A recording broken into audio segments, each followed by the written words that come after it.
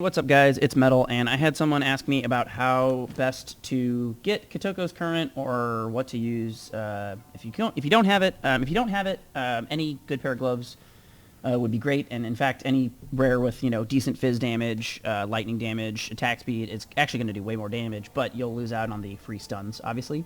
But you can see, even though I'm solo self-found, I have this pretty cool corrupted pair with 2 sockets, and it's actually really easy to farm these. So the first thing I would do is in your loot filter, so if you use like NeverSync's filter, which I do, I just copied it and made a version called Metal Edit.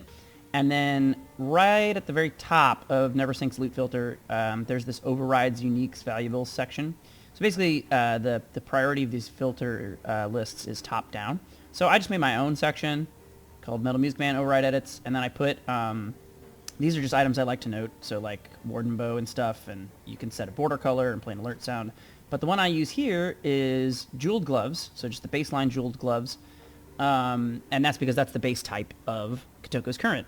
And so you can do rarity less than or equal to normal. I guess you could just do equal to normal, I don't know. Base type jeweled gloves, and then this is a border color of red, and then this alert sound is just a sound that I used, just like anything else. When it drops, it's super obvious and you notice it.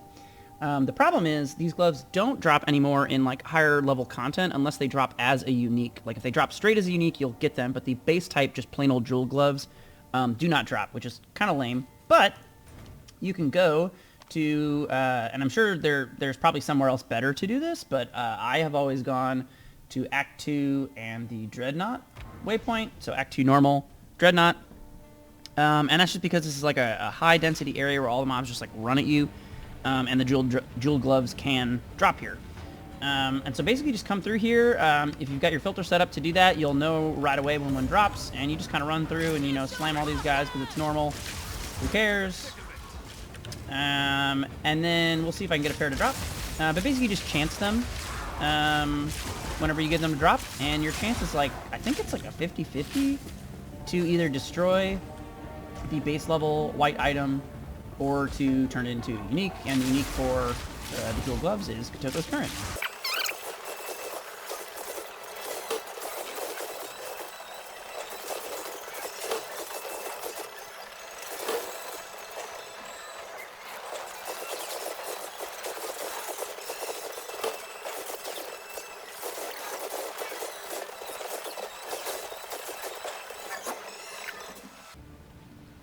And so if you don't get lucky on your first run, one thing you can do, I don't know if you guys know about this, but when you go to a waypoint, you can control-click the area, and that will allow you to create a new instance. So I'm going to hold Control and click Dreadnought, and now instead of entering the instance I had open where everything is dead, I can click New, and now we will start a new run of the Dreadnought.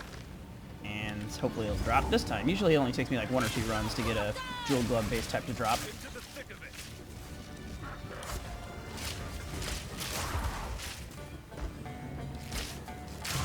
And there it is. So now that we've got our jewel gloves, we can go back to town.